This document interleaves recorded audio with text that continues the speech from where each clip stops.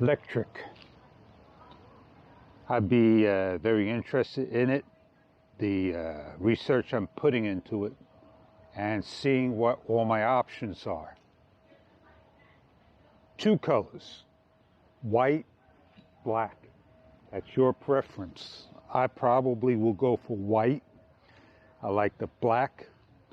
Maybe I would paint it red, white, blue. You never know.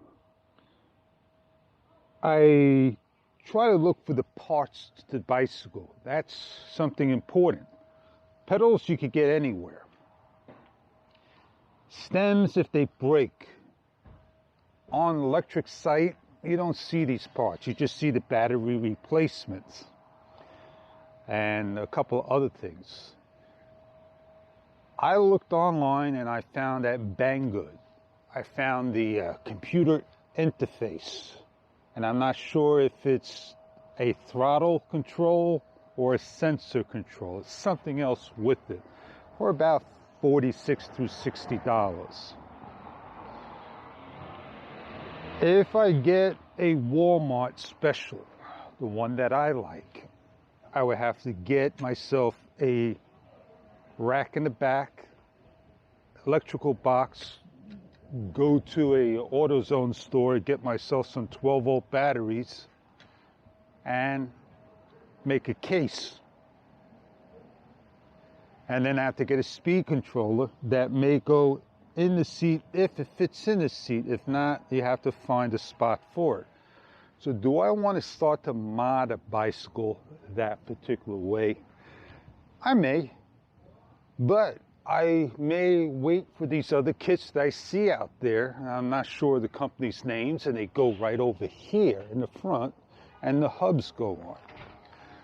If I was to get a hub over here, I would have to get a special key that takes this out the socket, and that's the hardest part.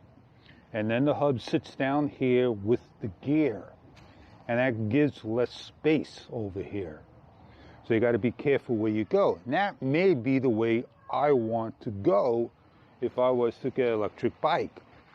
And that hub, they have these cylinders over here that looks like a water container, so it doesn't look like an electric bike.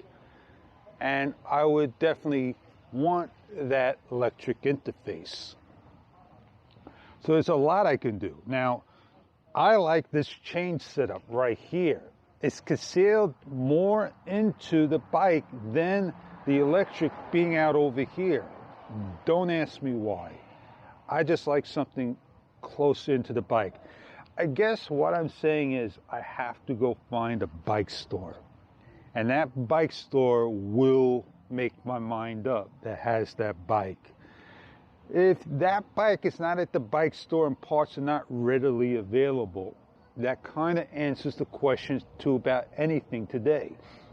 Are you going to spend $1,000 for something that you have no idea what you're getting online from and who the actual company is? I don't know. So my bike is old, things do break, and it is what it is. So a Walmart special may suit my needs. I don't have to recharge the battery. I don't have to worry about it getting wet, things like that. I don't do 100 miles a day, and I may do 10 miles a day. The trail I'm looking at to go on is about 20 miles out, 20 miles home. That's going to be under 50 miles. And when was the last time I did 50 miles? 10, 15 years ago on a midnight tour. First thing in the morning, 9 o'clock, come back at 3 o'clock and get some sleep to go back to work. 50 miles on the NCR trail, Cockeysville to, I can see the other town's name, Parkton. I went further than Parkton, Harrisburg. And I came back, loved it, had a great time, wonderful. I did 14 miles back and forth each day. and that was in the Concord to Lexington, and that was through the trails. Here is all city driving. Only place I could go is on the boardwalk, and they're not going to have electric bikes on there. Class 2, Class 3, very important to be careful about bicycles. So I got a lot of good thoughts, a lot of bad thoughts. I hope I make my right decision when I get my other bike. I don't want to spend $1,000. I probably just want to spend $100, and I'll be very happy with it by putting a bike rack on, a water container, an air pump, and a kit, and maybe change out the seat and put a holder for the phone and a USB charger, and off I go.